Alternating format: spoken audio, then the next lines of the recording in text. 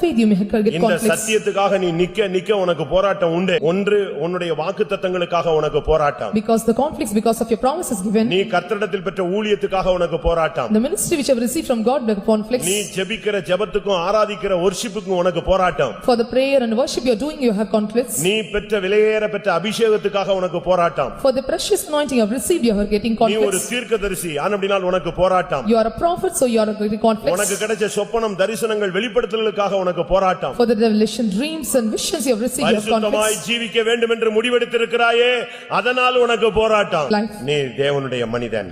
You are a man of God. நீ தேவனால் தெரிந்து கொள்ளப்பட்டவன். You are chosen by God.